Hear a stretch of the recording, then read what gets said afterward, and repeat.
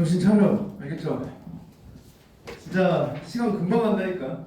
나중에 종강 앞두고 이런 얘기 또 하겠지만 돌아보면 정말 금방 가요. 이게 너네들이 같은 생활을 반복하잖아.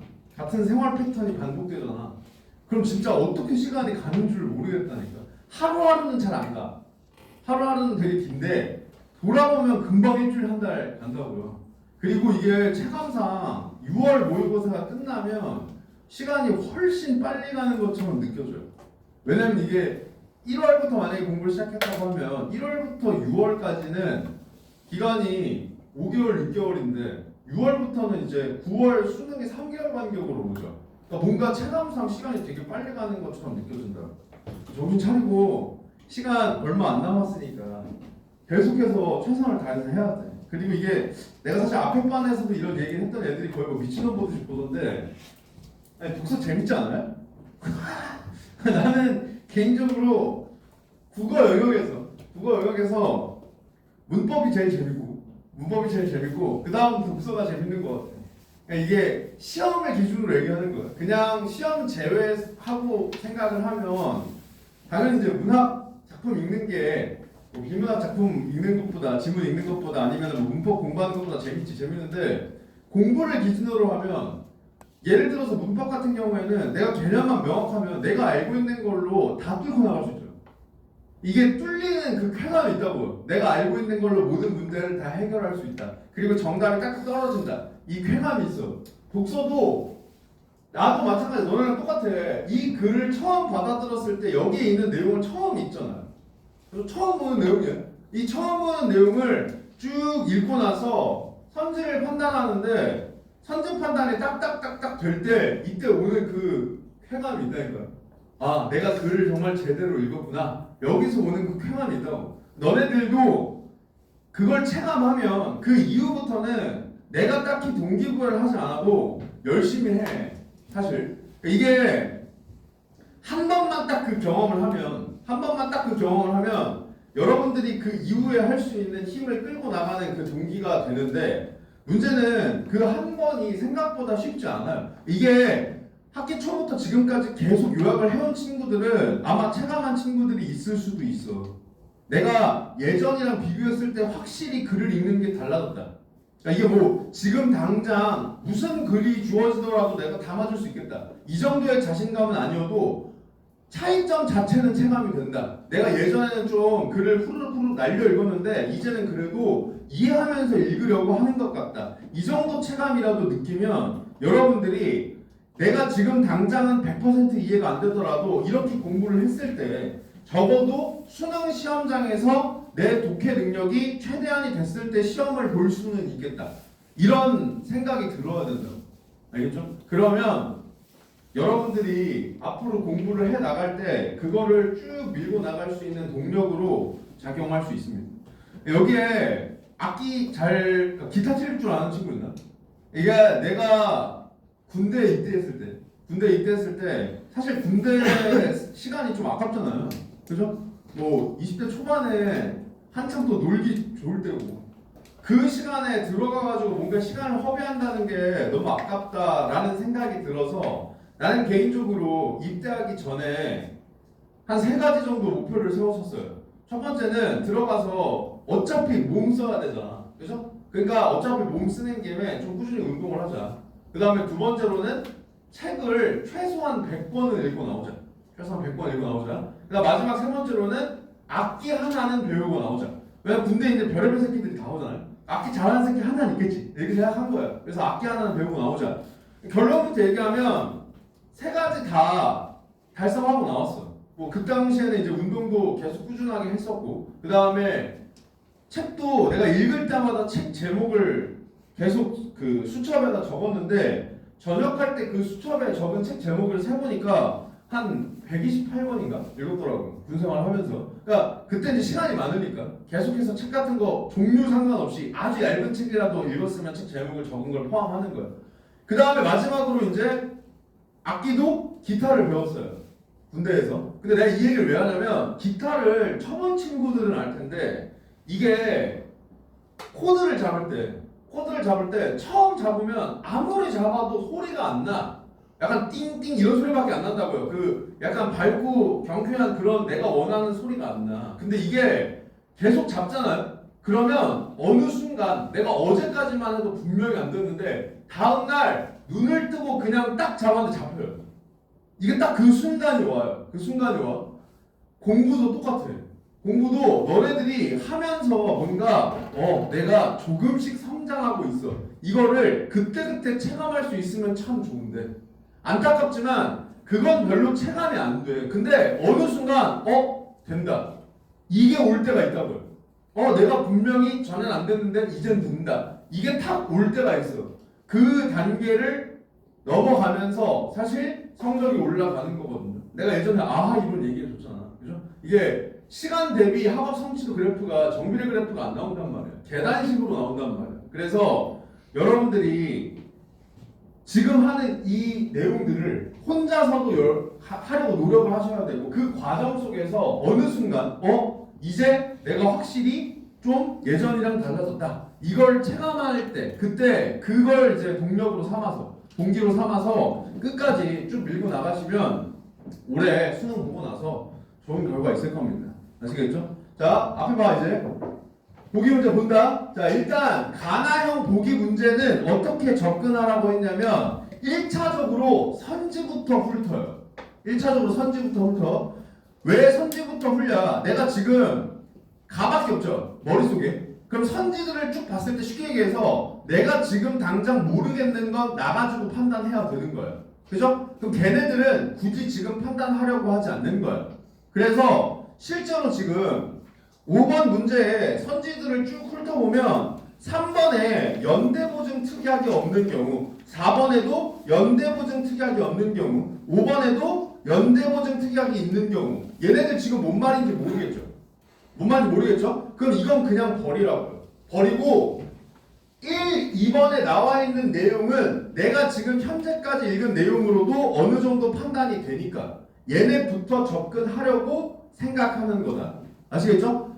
물론 이것도 정석적으로 접근하면 가 읽고 나 읽고 보기 읽으면서 가와 나의 접점을 모두 잡은 다음 선지를 판단하는 거예요. 판단하는 거야. 근데 어려워. 그게 어려워. 그러니까 시험장에서 이런 방식으로 접근하는 걸 추천한다 이거예요. 당연히 정석적인 방법도 알려줄 거예요. 내가 일단 이렇게 푸는 걸 먼저 보여주고 나까지 다 읽은 다음에 정석적으로 풀면 이런 식으로 여러분들이 지문을 분석해야 된다, 보기를 분석해야 된다를 보여줄 거야. 그때 들어주시고 공부할 때는 그런 생각을 하는 것도 도움이 돼요. 도움이 돼. 실제로 그걸 원하는 거고 되게 높은 수준의 사고일 거 아니야, 그게? 그러니까 그 높은 수준의 사고를 여러분들이 하려고 노력하면 당연히 너네들한테 도움이 됩니다. 근데 일단은 이렇게 나도 풀어야 될 거 아니야. 그리고 이렇게 푸는 게 뭔가 사실 야매가 아니거든요. 결국 해야 될 행동인데 한 번에 확인해야 될 정보의 양을 최소화할 뿐이야. 무슨 말인지 아시겠죠? 그래서 먼저 1, 2번 선지의 내용만 내가 체크할 수 있겠구나를 생각했으면 얘네들을 선지를 쭉 읽으면서 파악하는 거야. 갑이 납품한 예술품에 갑의 행위와 무관한 하자가 있어서 을에게 손해가 발생한 경우 계약 체결 시점에 을이 그 하자를 알 수 있었으면 을은 손해배상을 받을 권리가 없다. 자, 우리가 아까 읽은 내용 중에 뭐가 있었냐면 하자를 알 수 있거나 알았다면 손해배상을 받을 권리가 없다라는 내용이 있었죠. 가의 내용 중에. 그럼 우리는 이 보기에서 뭐만 체크하면 돼요? 갑과 을이 유상계약을 맺었는지 그리고 을이 매수인인지만 체크하면 얘를 동그라미 칠 수 있다. 이해되시죠? 자, 그러면 가서 봐.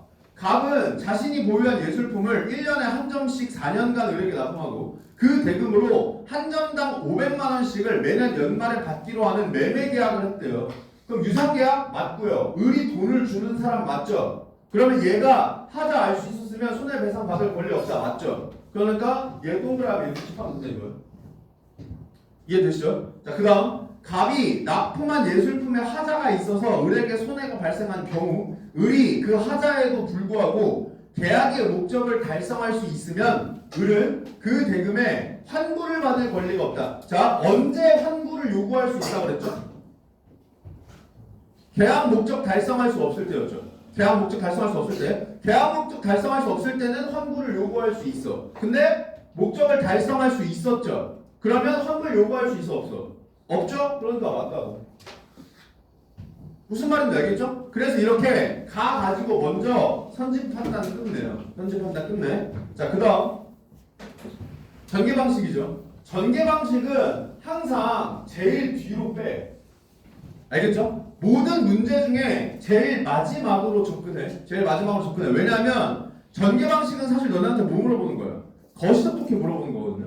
그러니까 글의 흐름을 잡을 수 있는지 물어보는 거야. 그러면 첫 번째 미시적 독해. 그러니까 세부 정보를 확인하라는 문제를 해결하는 과정에서 글의 흐름은 잡히기 마련이다. 두 번째, 애초에 우리가 요약을 통해 독해력을 향상시키기 위해 노력하는데 요약을 하려면 두 가지가 전제돼야 한다 그랬죠. 첫 번째, 내용이 이해돼야 돼요. 두 번째, 정보를 구조화할 줄 알아야 돼요. 여기서 구조화를 할 줄 알면 전개 방식은 자연스럽게 잡힙니다. 그러니까 미시적 정보는 최대한 머릿속에 기억에 났을 때 확인해야 되잖아. 그러니까 그 문제들을 먼저 해결하고 전개 방식을 제일 뒤로 빼라고. 아시겠죠? 대신 이건 조심해야 돼. 거시적 독해이기 때문에 실수할 가능성이 생각보다 높아요. 생각보다 높아. 무슨 말이냐면 너네들 스스로에게 판단에 관대해질 수가 있어요. 그러니까 뭐 어차피 흐름 정도 잡는 거니까 이 정도면 맞는 것 같다. 그러면 동그라미 칠 수 있다 이거예요. 아시겠죠? 따라서 전개 방식은 내가 마킹할래 있죠. 마킹할래. 걔는 반드시 눈으로 확인해. 그래야 실수의 가능성이 줄어든다. 무슨 말인지 알겠지? 자, 그래서 가 읽었으니까 가와 관련된 전개 방식만 체크하는 거야. 의미 해석 방법 구분하여 제시했다. 맞아, 틀려? 맞죠? 뭐뭐뭐 물리, 체계, 역사, 그죠? 예, 맞고. 그 다음 의미 차이가 확대되어 이유 이런 거 없죠? 의미를 해석하는 방법의 사례 이거 가능해. 그죠? 유상계약의 사례, 뭐 채권의 사례 얘기했으니까 법조문의 의미를 파악하는 입장들 대조는 아니죠. 분류한 거지 차이점 위주로 기술하는 게 아니잖아. 그죠? 그 다음 다른 상황에서 유추하여 도출한다? 말이 안 돼. 그죠? 그럼 두 개 남죠? 나가지고 요 두 개만 체크한다. 아시겠죠? 이렇게 생각하고 이제 나로 갑니다. 야, 차 오면 앉아서 졸지 말고 서. 알겠지? 뒤에 스탠딩 책상 없어도 그냥 뒤에 나가서 서서 들으세요. 자, 간다. 보증이란 채무자가 채무를 이행하지 않으면 그 채무를 다른 사람이 대신 이행하기로 하는 거야. 마찬가지야. 글자 그냥 눈으로 쭉쭉쭉 읽어 나가고 있으면 안 돼. 의미 생각해야 돼. 채무자가 뭐예요? 채무자가 누구야? 그렇지. 어떤 행동을 해야 될 의무가 있는 애죠? 근데 걔가 채무를 이행하지 않아서 뭔 말이야? 그 의무를 안 했어요. 그러면 그 채무를, 그 의무를 다른 사람이 대신 하기로 하는 게 보증이래요. 너네들 보증이란 단어는 살면서 들어봤죠? 그죠? 요즘에도 어른들이 그런 말씀 하시는지 모르겠는데 나 어렸을 때는 맨날 어른들이 그랬어. 너 나중에 커서도 보증은 진짜 절대 드는 거 아니다. 아무리 친한 친구여도 보증은 들면 안 된다. 혹은 드라마 같은 데서 뭐 응답하라 같은 거 보면 성동일이 보증 상담 안 하는 거잖아. 그래서 약간 그런 거 많이 나오잖아. 그죠? 그 내용을 알고 있다면 내가 알고 있는 그거 이렇게 처리하면 된다고 그냥. 보증이라는 게 그런 거구나. 그러니까 왜 그 사람들이 망한 거야? 쉽게 얘기하면 이거야. 내가 이 친구의 보증을 서요. 그럼 이 친구가 돈을 갚아야 될 의무가 있어. 의무가 있어? 근데 안 갚고 쬐어요. 그럼 내가 대신 갚아야 된다. 이 뜻이야. 무슨 말인지 알겠지? 그 뜻이구나. 이때 원래의 채무자를 주채무자라고 하고 주채무자 대신 채무를 이행하는 사람이 보증인이고 주채무자가 부담하는 채무가 주채무고 보증인이 부담하는 채무를 보증채무예요. 지금 개념 막 던지죠. 이거 그냥 눈으로 슥슥 읽어 나가면 큰일 난다. 알겠죠? 천천히 이해했는지 확인하면서 읽는다. 아시겠죠? 자, 그러면 먼저 원래의 채무자, 그러니까 원래 그 짓을 했어야 되는 애, 원래 돈 갚았어야 되는 애, 쉽게 얘기하면 그 사람이 주채무자야. 주된 채무자라고. 진짜 채무자. 그 다음 주 채무자 대신 채무 이행. 아까 보증이 이 새끼가 안 하면 제가 대신할게요. 이게 보증이라고 했죠? 대신하는 사람이 보증이에요. 주 채무자가 부담하는 채무. 그러니까 원래 했어야 될 의무. 그게 주 채무. 보증인이 부담하는 채무. 이 새끼가 안 해서 대신하는 거. 그걸 보증 채무라 한다.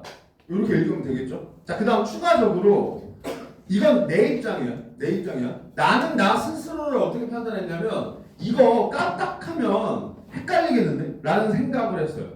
나는 내 스스로가 야 이거 까딱하면 헷갈리겠는데? 그래서 적기로 했습니다. 알겠죠? 그래서 나는 얘를 따로 옆에다가 메모해 놓기로 했어. 자, 여기서 중요한 건 이거야.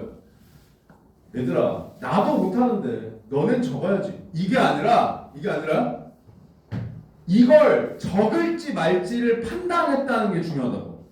무슨 말인지 알겠죠? 내 스스로가 이걸 적을지 말지를 고민하고 적었다라는 게 중요해. 꼭 적어야 되는 거 아니야. 선생님, 저는 이 정도는 그냥 다 이해하고 나중에 안 까먹을 자신 있는데 형 안 적어도 돼. 안 적어도 돼. 그리고 그런 생각을 했다면 실제로도 안 까먹을 가능성이 높아요. 무슨 말인지 알겠죠? 반대로 저도 까먹을 것 같긴 했어요. 근데 적는 시간이 아까웠기 때문에 밑줄이나 동그라미 같은 기호로 표시하고 넘어가기로 했어요. 그것도 괜찮아. 중요한 건 이건 안 된다 이거야. 아무 생각 없이 개념이니까 동그라미 밑줄 치고 넘어갔어요. 이건 안 된다고. 무슨 말인지 아시겠죠? 자, 그래서 나는 쟤를 그냥 간단하게라도 정리하고 넘어가야겠다고 생각했어요. 그리고 정리할 때도 이걸 보면서 적는 게 아니야. 내 이해도를 점검하면서 적기 위해서 안 보고 적기로 했다고요. 내 생각이에요. 알겠죠? 그래서 이렇게 했어. 그냥 결국 원래 채권자가 있고 채무자가 있죠. 그죠? 그러면 채권자에게는 어떠한 행동을 요구할 수 있는 권리가 있고요. 채무자에게는 그러한 행동을 해야 할 의무가 있어요. 근데 보증이 뭐냐면 얘가 이걸 안 했을 때 내가 대신할게 이거예요. 그래서 대신하는 애를 보증인이라고 해요. 그리고 이 보증인과 구별하기 위해서 원래 채권 채무 관계에 있었던 얘를 주 채무자라고 할 거고요. 얘가 했었어야 되는 걸 주 채무라고 할 겁니다. 반대로 얘가 주 채무자가 주 채무를 안 해서 대신 해야 되는 걸 보증 채무라고 할 거예요. 이렇게 정리한다고 그냥. 무슨 말인지 알겠죠? 그 다음부터는 이거와 관련된 내용이 나올 때 나는 얘를 실제로는 이런 데다가 적어놨을 거 아니야.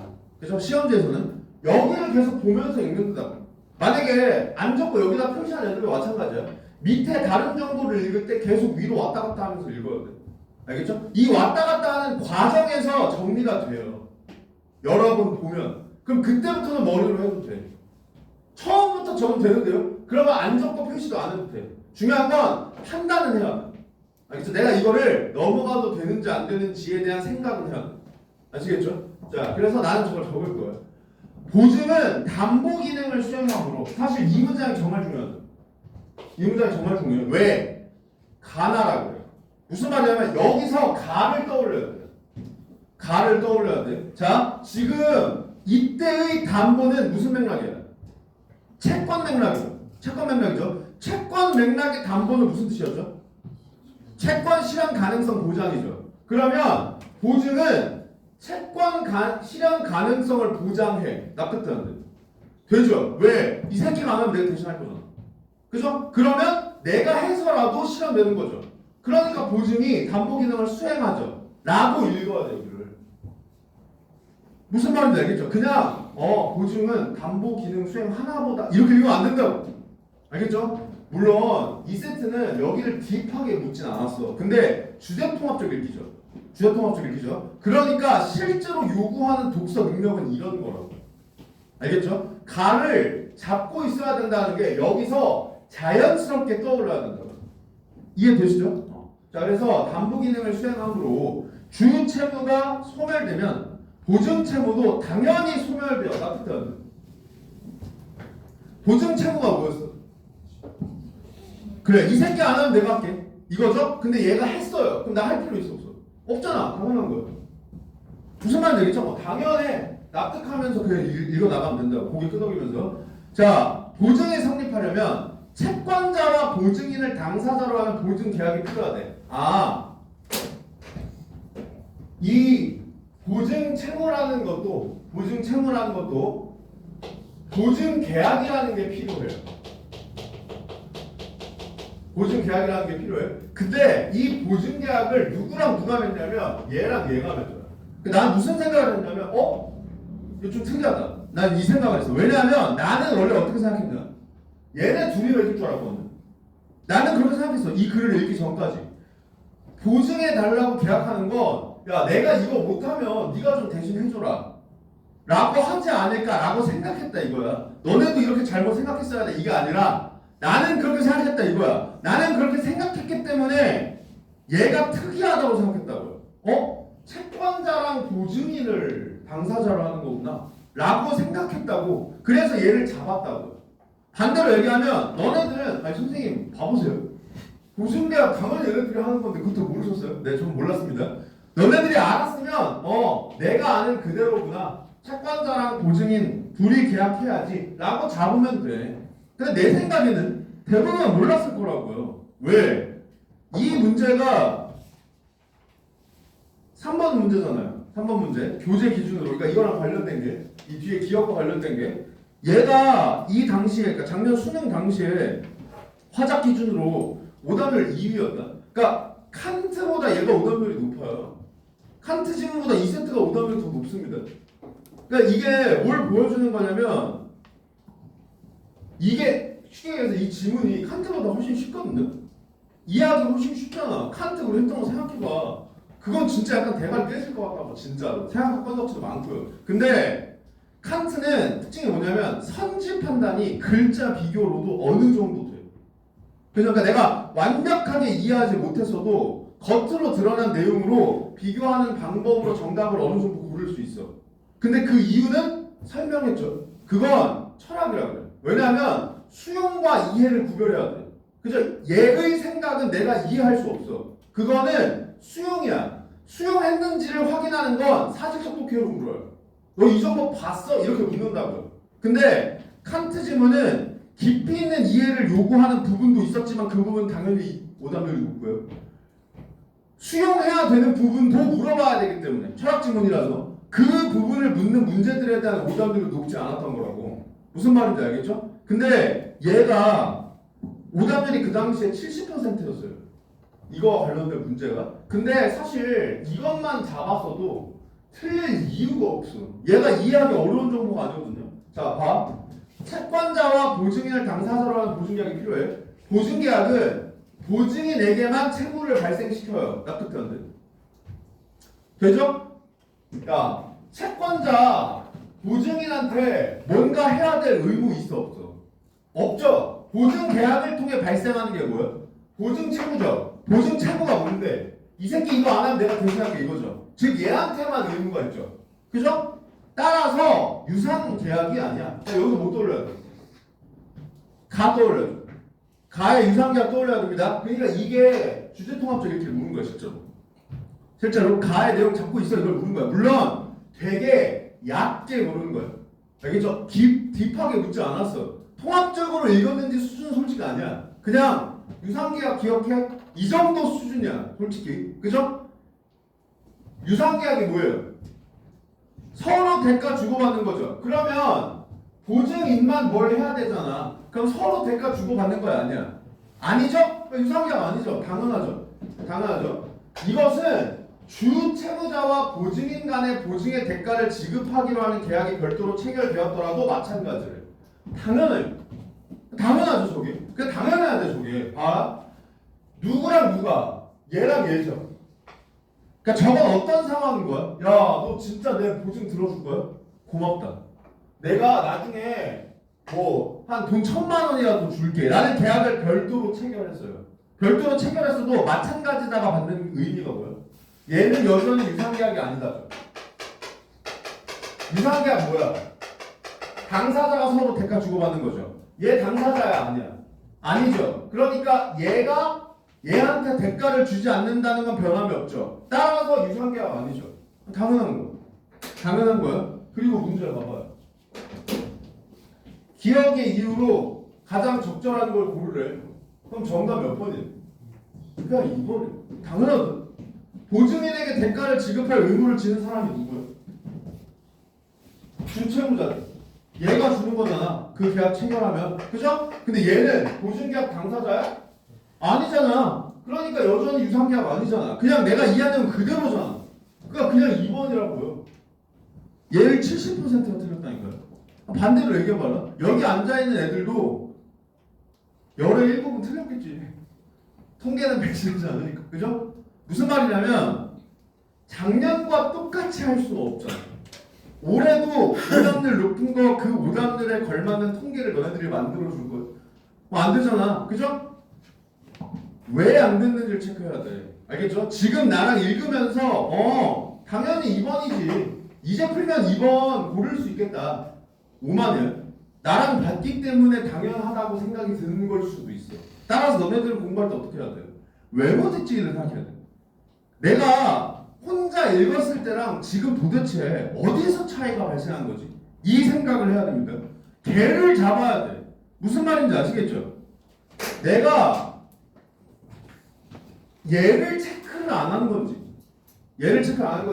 유상 계약을 못 떠올렸는지, 아니면 이 선지에 보증인에게 대가를 지급할 의무를 지는 사람을 주채무자로 치환을 못했는지, 아무튼 어디선가 문제가 발생했기 때문에 정답을 못 골랐겠죠. 걔를 잡아놔야 돼. 걔를 잡고 그걸 어떻게 뚫을지를 고민해야 돼. 내가 너네들한테 우스갯소리로 국무병이라고 하잖아. 국무병. 나는 국어밖에 모르는 병신이라고요. 딴 건 너네들이 나보다 훨씬 잘해. 장담할 수 있어요. 나는 진짜로 국어밖에 모르는 병신이기 때문에 딴 건 너네들이 나보다 훨씬 훌륭하다고요. 무슨 이야기를 하고 싶은 거냐? 내가 너네들보다 법을 잘 알기 때문에 이걸 당연하게 체크한 게 아니야.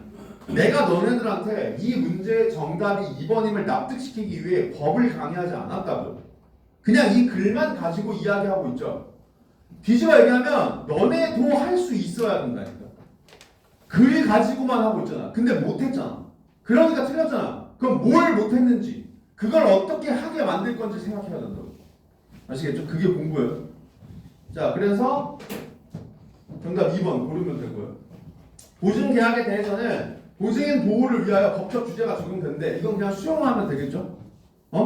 호구새끼 보호해주기 위해서 뭔가 도와주나 봐. 자, 우선 민법에 의하면 보증계약을 할 때는 일반적인 계약과는 달리, 자, 이런 건 표면에서 대조한다 줬으니까 당연히 잡아두시고요. 계약서가 작성되어야 하고, 자, 이걸 읽으면서 무슨 생각하라 그랬어? 일반적인 계약은 그럼 어떻지를 한 번만 확인이 해. 알겠죠? 그러니까 보증계약은 계약서가 작성이 돼야 돼. 그럼 일반적인 계약은요? 안 해도 되겠구나. 이건 한 번 환기하라고. 알겠죠? 대조하고 있으니까. 여기에는 보증인의 서명이나 기명 날인이 있어야 되는데요. 서명은 알 거고요. 기명 날인이 뭐예요? 그렇지. 이름 적고 도장 찍는 거야. 쉽게 얘기하면. 이름 적고 도장 찍어야 돼. 이거야. 그럼 얘 뭐야? 조건이죠. 보증계약의 조건입니다. 평가원은 조건 패티시가 있어요. 알겠죠? 진짜로 조건을 거의 무조건 문제에 내거든. 너네 이 조건 잡았어? 인과하면 원인 잡았어? 이거 맨날 물어보잖아. 그죠? 그러니까 좀 예민하게 받아들여. 역시 마찬가지로. 솔직히 조건은 이해보다는 암기 영역의 가능성이 커요. 그죠? 조건이 물론 이해가 될 때도 있어요. 근데 이런 거 있잖아. 서명이나 기명날이 있어야 되고 계약서가 작성돼야 돼. 이게 뭔가 타당한 이유가 있어서가 아니라 보호를 위한 방법이잖아, 그냥. 그러니까 쉽게 얘기해서 이런 절차를 추가해 둠으로써 쉽게 보증 계약이 성립하지 않게 하려는 게 목적이죠. 그러니까 이거는 내가 머릿속에 넣어두려면 조건을 외워야 돼요. 그죠? 그러니까 반대로 얘기하면 여기에 이걸 내가 조건을 잘 체크하라고 해서 이걸 어거지로 머리에 넣으려고 시간을 투자하는 게 아니라 그냥 여기에 조건 있다를 체크하고 넘어가라고. 무슨 말인지 알겠죠? 나중에 다시 확인하면 되잖아. 대신 이 정보에서 중요한 건 뭐라고요? 계약서 작성, 서명이나 기명 날인 필요라는 정보가 아니라 이걸 통해 보호하려고 한다가 중요해. 무슨 말인지 알겠죠? 이걸 이해하는 게 중요하다고. 자, 그 다음 이를 위반한 보증계약은 무효야. 그래서 무조건 있어야 돼. 보증채무가 이행되었으면 마찬가지야. 글자로 읽고 있으면 안 돼. 보증채무가 이행되었다 뭔 뜻이야? 대신 돈 갚았다. 대신 돈 갚았어요. 그죠? 대신 돈 갚았으면 물을 수 없다고. 무슨 말인지 돈 갚은 다음에 야 이거 무효야 다시 돌려줘. 이건 안 된다 이거예요. 무슨 말인지 알겠지? 주채무가 주채무자의 사업과 무관한 금전 채무이고 이런 거에 이제 쫄면 안 되죠. 그냥 천천히 이해하면서 읽으면 아무것도 아니야. 그죠? 원래 채무를 진 애가 돈을 줘야 되는 상황인데 그 돈이 지 사업과는 관련이 없을 때 무슨 말인지 알겠죠? 자신의 사업과 무관히 돈을 빌렸을 때 쉽게 가면 이런 뜻이잖아. 보증인이 대가 없이 주채무자에 대한 호의로 보증계약을 한 경우 무슨 말이에요? 좋은 의도로 보증계약을 했으면 야 너는 참 마음이 따뜻한 친구구나 그래서 보호해 준다고. 무슨 말인지 알겠죠? 사업과 무관한 금전채무 그 다음 호의로 계약을 했을 경우 다 뭐야 이것도 조건. 그래서 조건이죠? 얘네들은 잡아놔야 돼. 알겠죠? 체크해놔야 된다고. 혹시 물어볼 수도 있으니까. 보호도 제공된다. 예컨대 보증기간이 명시되지 않은 경우 보증기간은 3년으로 간주된다. 얘도 마찬가지야. 3년 이 정보가 중요한 게 아니야. 이 정보가 중요한 게 아니라 명시되어 있지 않으면 3년으로 간주하는 게 보호의 방법이야를 아는 게 중요해. 무슨 말인지 알겠죠? 이게 왜 보호야?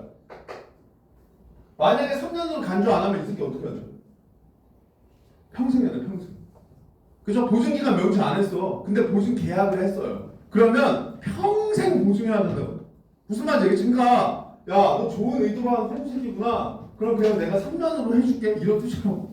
무슨 말인지 알겠지? 그래서 이것도 이 수치가 중요한 게 아니라 이게 보호의 방법이구나가 중요해. 그리고 얘는 그냥 동그라미 하나 정도 쳐놓으면 되잖아. 혹시 물어보면 눈으로 확인하면 되니까. 무슨 말인지 알겠지? 자, 그럼 여기는 사실 대부분 이해의 영역보다는 체크의 영역이기 때문에 실제로 중요한 내용 정도만 환기하면서 요약을 할게요. 지금 이 보증계약과 보증인에 대한 설명이 나온 상황에서 저기서는 뭘 설명하고 있냐면 얘를 보호하기 위한 조치가 존재한다 이거야. 그죠? 그래서 첫 번째가 뭐예요? 계약서 작성하고요. 서명이나 기명 날인이 있어야 돼. 만약에 이거 없으면 무효야. 단 이미 보증 채무를 이행했으면 무효를 주장할 수 없어요. 자, 이건 이해해요. 그죠? 이건 이해해요. 왜? 당연하잖아. 그죠? 이미 내가 대신하기로 한 걸 해버렸어요. 그러면 그걸 다시 돌려달라고 할 권리는 없다고. 무슨 말인지 알겠지? 자, 그 다음 두 번째. 또 이 호구, 마음 좋은 호구를 보호하는 특별법도 있어요. 대신 이 특별법에 들어갈 조건이 존재해. 어떤 조건이에요? 첫 번째, 주채무자의 금전 채무가 사업과 무관할 때. 그죠? 두 번째, 주채무자한테 대가 안 받고 호의로 보증했을 때. 그죠? 그러면 특별법에서 보호해준다. 무슨 말인지 알겠죠? 자, 채권자가 주채무자에게 주채무의 이행을 연구하지 않고 곧바로 보증인에게만 보증채무의 이행을 청구하는 경우. 봐라. 만약에 앞에서 눈으로 글자만 확인하면서 의미 생각하지 않고 날려있잖아요. 이거 뭔 말인지 하나도 몰라요. 무슨 말인지 하나도 몰라요. 다 비슷하게 생겼죠. 채권, 주채무 이행, 보증채무 이행 뭐 계속 똑같은 얘기 나오는 거 같잖아. 근데 앞에 걸 천천히 이해한 상태에서 여기로 오잖아요. 그냥 이걸 이해하는 게 어렵지가 않아진다고. 그죠? 봐봐. 채권자가 주채무자에게 주채무의 이행을 청구하지 않고 뭔 말이에요? 원래 해야 될 애한테 하라고 하지 않고. 이 뜻이죠. 원래 해야 될 애한테 하라고 하지 않고 곧바로 이 새끼가 안 하면 내가 할게 라고 한 사람한테 네가 해 라고 하면 얘 입장에서는 부당하잖아. 부당하겠죠. 그러니까 이걸 방어할 수 있는 방법을 얘기할 거라고. 뭔 말인지 알겠지? 보증인은 주 채무자가 강제 집행 대상 재산을 보유하고 있음을, 자 이것도 이제 가죠 사실. 그죠? 강제 집행이 뭐였어? 돈 안 갚으면 경매 넘기는 거였죠. 그거잖아. 그걸 보유하고 있음을 채권자에게 증명하여 보증 채무의 이행을 거절할 수 있는 권리가 있대. 봐라, 이게 한 문장이에요. 이 문단의 절반 이상이야. 그죠? 한 문단의 절반 이상이 한 문장으로 구성되어 있죠. 그럼 이거 눈으로 슥슥 읽어 나가면 무조건 날라간다니까. 근데 생각하면 별거 아니야. 의미를 이해하면 사실 별거 아니죠. 이거잖아. 예를 들어서 제가요, 이 새끼가 돈을 안 갚으면 제가 대신 갚을게요 라고 했는데 얘한테 돈 갚으라고 안 하고 야 네가 돈 갚아 라고 나한테 얘기해. 그럼 나 어떻게 할 수 있다는 거야? 이 새끼 돈 있어요. 이렇게 할 수 있다고. 무슨 말인지 알겠죠? 얘 강제 집행 대상 재산이 있어요. 이 새끼 돈 있어. 그거 팔아서 가져가세요. 이렇게 할 수 있다고. 당연하죠. 무슨 말인지 알겠지? 그러나 보증인이 이러한 권리를 포기하기로 하는 연대보증 특약을 보증계약에 포함할 수 있대요. 왜 이런 짓을 하는지 모르겠는데 아마 이유가 있겠지. 내가 법을 정확히 아는 건 아니니까. 근데 그 권리를 포기할 수도 있어. 그 권리를 포기할 수도 있어. 그러니까 포기하면 어떻게 되겠니? 나한테 와서 그냥 네가 돈 갚아하면 네 알겠습니다. 갚아야 돼. 무슨 말인지 알겠지? 이 상황 될 거 아니야. 그래서 이러한 특약을 한 보증인인 연대보증인. 잠깐 연대보증인은 뭐예요? 연대보증 특약을 한 보증인이다. 이렇게 이해하면 되죠. 그리고 얘는 이미 우리가 중요정보라는 거 알고 있죠. 왜? 아까 나에서 봤죠. 나에서 계속 이거 물어봤죠. 이거 있는 경우, 이거 없는 경우 계속 물어봤죠. 그러면 오케이, 이거랑 관련된 건 어차피 문제에서 물어본다는 사실 내가 알고 있으니까 좀 주의 있게 봐야겠다. 일단 요 생각하면 되고, 연대보증인은 채권자가 곧바로 주채무 전액에 해당하는 돈의 지급을 요구하더라도 이행을 거절할 수 없다. 납득돼야 한다. 그죠? 당연한 거잖아. 그죠? 왜? 포기했잖아 그거. 바로 달라고 했을 때 원래는 이 새끼 돈 있어요 라고 할 수 있는데 그걸 포기했잖아. 그러니까 돈 달라고 하면 그냥 줘야 된다. 무슨 말인지 아시겠죠? 자, 그래서 세 번째 이 보증인을 사실 보호하기 위해서는 뭐도 있냐면 주 채무자가 곧바로 보증 채무를 이행하라고 요구할 때 이거를 거절할 수 있는 권리가 있어요. 그죠? 어떻게? 이 새끼 돈 있다. 이걸 증명함으로써. 그죠? 근데 얘를 포기할 수도 있다고요. 포기할 수도 있다고요. 이걸 포기하는 게 뭐야? 연대 보증 특약. 이거를 여기에 포함시키는 거죠. 특약이라는 게 특별 계약 조건이야. 아시겠죠? 이 계약을 할 때 연대보증 특약을 걸면 저한테 바로 요구해도 제가 갖겠습니다. 이 뜻이라고. 무슨 말인지 알겠지? 자, 연대보증인에게도 보증인 보호를 위한 특별법 뭐야? 2번. 그죠? 두 번째 저거를 적용할 수 있나? 이게 문제가 돼요. 문제가 되는데 어떤 해석 방법을 따르느냐. 자, 이것도 마찬가지죠. 뭐 떠올려야 돼?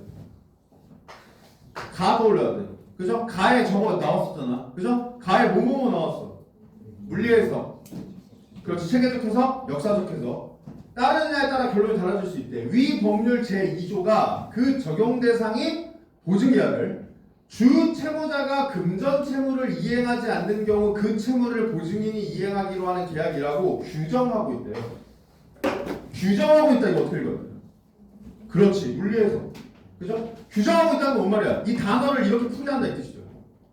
일반적으로 이렇게 풀이하니까 그걸 해석하는 게 뭐야? 물리해석이죠. 그러면 물리해석 입장에서 보면 그냥 이걸 있는 그대로 받아들여야 되잖아. 그럼 있는 그대로 읽어보세요.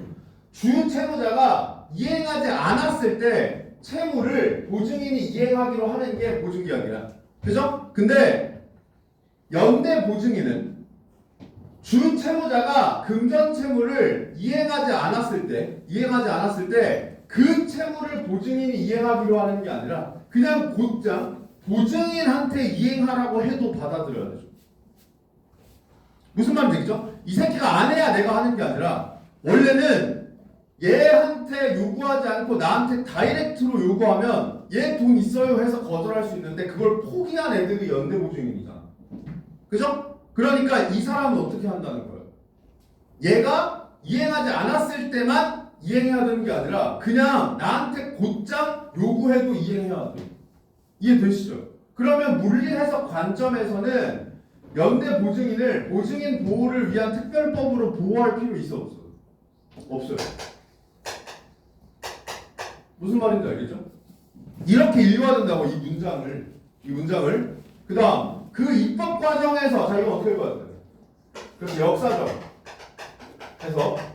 역사적 해석은 연대 보증인 보호의 필요성이 강조되었을 때 입법 과정에서 얘네들은 어떻게 해야겠어요? 그렇지 보호의 가능성이 존재해요. 그죠? 역사적으로 해석하면 보호의 가능성이 존재해. 왜냐하면 입법 과정에서 실제 그 얘기가 나왔으니까.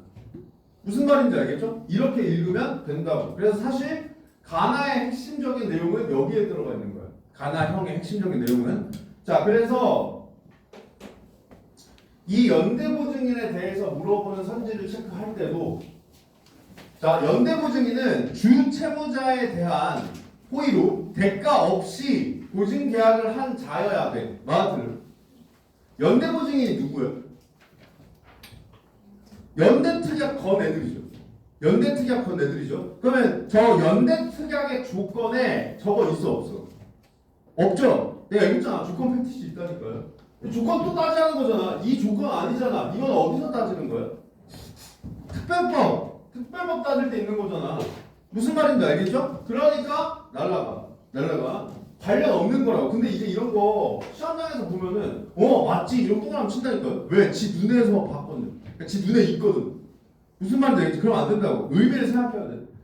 보증인 보호를 위한 특별법 제2조의 물리해석에 의하면 이 법의 적용 대상에 해당한다. 맞아요? 오히려 해당하지 않죠? 그러니까 사실 요 선지가 중요해요. 이 2번 선지가. 그러니까 이 문제를 맞았냐 틀렸냐는 이제 중요하지 않아. 수능 이미 끝났잖아요. 그죠? 그러니까 사실 공부를 할 때 이 문제를 볼 때는 이 2번 선지를 정확하게 체크할 수 있는지가 중요하거든. 그래야지 내가 가나형을 제대로 읽고 있다를 검증할 수 있으니까. 채권자가 주 채무자에게 채무의 이행을 청구하지 않는 한 보증 채무의 이행을 거절할 권리가 있다. 이걸 포기한 애들이죠. 그러니까 채권자와는 보증계약을 하고 채무자와는 연대보증 특약을 해. 그러니까 연대보증 특약이 애초에 여기 걸리는 거예요. 보증계약할 때 넣는 거잖아. 그죠? 보증계약 누구랑 해? 채권자랑 하죠. 그러니까 채무자와 한다가 말이야. 무슨 말인지 알겠죠? 이것도 마찬가지야. 의미 생각 안 하잖아? 채권자, 보증계약, 채무자, 연대보증 특약, 보증채무 부담 이 글자들을 다 봤죠. 내 눈에 있죠. 그럼 동그라미 친다니까. 그럼 안 된다고. 아시겠죠? 채권자가 주 채무자에게 채무의 이행을 청구하여 그 채권이 실현되면 더 이상 보증 채무를 이행할 의무가 없다. 맞죠? 자, 봐라. 결국 연대 보증 특약을 한 애가 연대 보증인이야. 근데 이 연대 보증 특약이 보증 계약에 묶여 있죠. 보증 계약이 보증 채무를 발생시키죠. 보증 채무는 이 새끼가 안 하면 내가 한다죠. 얘가 하면 이거 다 필요 없어. 무슨 말인지 알겠죠? 그러니까 5번은 그냥 이 글의 본질적인 내용을 묻는 겁니다. 내가 아마 올해 6월 모평 보고 총평할 때 또 한 번 얘기하겠지만 절대로 평가원은 이상한 거 안 물어. 알겠죠? 평가원은 진짜로 이 글에서 너네들이 읽었어야 되는 부분만 물어요. 그 부분이 수용이잖아? 확인만 물어. 이해잖아? 이해도를 묻는다고요. 무슨 말인지 알겠죠? 따라서 여러분들이 공부할 때 선지 하나하나를 정확하게 체크하는 걸 연습해야 돼. 특히 평가원 기출. 아시겠죠? 이것도 당연한 거예요. 그러니까 5번이 제일 중요해 사실 이 내용이. 이 글 전체에서. 그래서 정답 5번 이렇게 고르면 돼요. 자, 그 다음 보기형 남은 것만 체크해 봅시다. 남은 것만. 자, 보증 계약서에서 병의 서명은 있고 연대 보증 특약이 없대요. 뭔 말이에요? 그렇지. 그러니까 이 연대 보증 특약 자체가 없다. 즉 연대 보증인이 아니다 이거죠. 그 다음 을에게 강제집행 대상 재산이 있음을 병이 갑에게 증명했더라도 병은 갑이 요구한 1,000만 원의 지급을 거절할 수 없다. 그럼 우리는 뭘 체크하면 돼요? 병이 보증인이고 정상적으로 보증 계약을 했다면 연대 보증인이 아니니까 이 새끼 돈 있어요 하면 강제로 안 줘도 되죠. 그러니까 병이 보증인인지를 체크하면 돼 그냥. 그죠? 자 그러면 아까 우리 요 부분까지 읽었으니까 뒷부분 읽어보면 담보 요구해서 병이 보증을 섰죠. 그죠? 보증 계약했잖아. 그죠? 그러니까 얘는 자연스럽게 거절할 수 없다가 적절하지 않게 된다고. 좀 더 3번 끝이에요 그냥. 무슨 말인지 알겠죠? 자 이제 정석대로 한번 얘를 풀면 어떻게 되는지 알려줄게요. 선지통에서 먼저 접근하는 방법을 알려주고 실제로 이 문제가 요구하는 건 이거예요. 자 이제 가나를 다 돌려야 돼. 머릿속에 가나를 다 잡아야 돼. 보기를 접점을 잡으면서 체크하라 그랬죠. 지문의 내용을 보기에 적용하라는 건 지문과 보기에 접점이 있다는 뜻이고 접점을 체크하라는 건 무슨 뜻이라고 했어요? 보기에 나와 있는 정보를 지문의 정보로 치환하면서 읽는 거예요. 아시겠죠? 자 봅니다. 갑은 자신이 보유한 예술품을 1년에 한 점씩 4년간 을에게 납품하고 그 대금으로 한 점당 500만 원씩을 매년 연말에 받기로 하는 매매계약책 열차 첫 번째 접점이죠. 첫 번째 접점. 그래서 갑, 을 얘네들이 매매계약 체결했어. 즉 유상계약을 체결했다. 그죠? 유상계약을 체결했어요. 그래서 갑이 을에게 물건 주고요. 여기서 예술품이겠죠. 을이 갑에게 대금을 준다. 그죠? 돈을 준다. 을은 그 예술품을 소장 목적으로 수집하고 있었다. 이거 어떻게 읽어야 돼요? 사업과 무관 이렇게 읽어야 돼요. 알겠죠? 반대로 얘기하면 진짜로 평가원이 악독하게 되잖아. 악독하게 내야겠다고 마음 먹잖아. 여기에 사업을 목적으로 수집하고 있었다 슬쩍 껴놓잖아요. 그러면 이거 주권 판단하라고 할 때 내가 볼 때 다 나간다고 줘. 왜냐면 여기에 얘가 있잖아. 그죠? 그러니까 이 진술을 살려놓고 여기에 사업 목적을 끼워 넣어요. 그럼 얘는 특별법에 적용 받아 안 받아? 안 받는다. 그죠? 왜? 사업과 무관하지는 않잖아. 무슨 말인지 알겠죠? 이런 거 조심해야 된다고. 이게 접점 잡는 거라고 사실은. 그래서 얘는 무관해. 그러니까 최소한의 양심을 지켰고 결과적으로는 지키길 잘했죠. 이것까지 이렇게 냈으면 더 박살 났겠죠. 지금 안 그래도 박살 나 있는데 이거 무슨 말인지 알겠지? 그래서 얘는 못 잡았어도 사실 괜찮아. 요 세트에서는 갑이 을에게 대금 채무에 대한 담보를 요구해. 자 이때 담보 무슨 뜻이야? 채권과 관련되어 있으니까 채권 실현 가능성 보장을 요구하는 거죠. 그래서 보증을 부탁한 거야. 보증은 담보의 방법 중 하나라고 나에 나왔죠. 그 내용을 떠올리면서 읽어야 된다고. 알겠죠? 보증을 서면 담보 될 수 있지. 왜? 체계적 해석에 따르면 채권 맥락에서 담보란 채권 실현 가능성을 보장하는 거고 보증은 이 새끼가 안 하면 내가 한다는 거고 그러면 실현 가능성이 보장되니까 가능하겠네 라고 읽어야 된다고 여기를.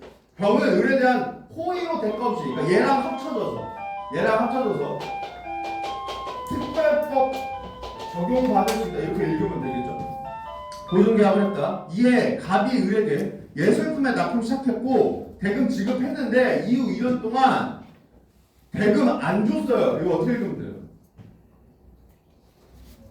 그래, 그러니까 사실 병이 들어오는 순간 여기에 병이 들어오면서 원래는 얘네들의 관계를 그냥 매도인과 매수인의 관계로 읽었었는데 보증인이 들어오면서 채권자, 주 채무자, 보증인, 주 채무 이렇게 정보가 바뀌어야 되죠. 이렇게 정보가 바뀌어야 되죠. 그래서 요 상황에서 대금 지급 안 했다는 건 뭔 말이에요? 주 채무 이행 안 했다. 그래서 주 채무 불이행. 그래서 갑이 병에게 미납대금 1,000만 원의 지급을 요구하는데 뭐야? 보증 채무 요구 이렇게 읽는 거예요. 무슨 말인지 알겠죠? 이렇게 읽으면 나머지 두 개만 지금 현 상황에서 읽었다, 그러니까 판단한다라고 전제하면 보증 계약서가 작성되지 않았대요. 그럼 어떻게 읽으면 돼요? 무효 이렇게 읽으면 된다. 알겠죠? 연대 보증 체계가 없는 건 필요 없어요. 이거 어차피 무효잖아. 무슨 말인지 알겠죠? 병이 을을 대신하여 갑에게 1,000만 원을 지급했으면 이거 어떻게 읽어야 돼요? 보증 채무 이행. 그죠? 그러면 다시 바꿔야 돼. 보증 채무 이행하면 무효 주장할 수 없다 그랬죠. 그죠? 그러니까 주장할 수 없다. 맞네. 이렇게 읽으면 된다고. 무슨 말 되겠지? 그 다음 5번도 마찬가지예요. 서명도 날인도 없어요. 뭔 말이에요? 무효야. 그러면 연대 보증 특약이 있다 있다가 필요 없어. 어차피 무효야. 보증인 보호를 위한 특별법 제2조를 어떤 방법으로 해석하든 지급할 의무 당연히 없죠. 계약 무효니까. 무슨 말인지 알겠죠? 이렇게 체크하면 된다. 아시겠죠? 네, 고생하셨고 다음 주에 숙제는 아까 처음에도 이야기했지만 3월 모의고사의 독서 파트를 시간을 두고 천천히 읽어오는 거 하나. 천천히 읽어오는 거. 걔는 요약까지는 안 해도 돼요. 그냥 천천히 읽어오시고 그 다음에 교재에 네, 다요. 다. 요약은 안 해도 되는데 천천히 읽어놓아. 그러니까 텍스트 노출 빈도를 올리라 이 말이야. 아시겠죠? 그 교재는 우리 원래 하던 대로 요약해와야 돼. 원래 하던 대로 요약해와야 돼. 교재는 109쪽부터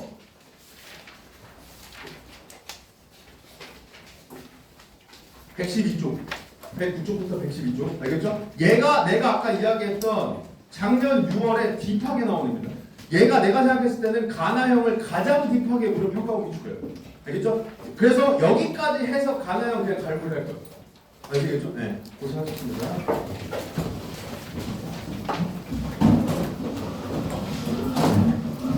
이미 끝났어.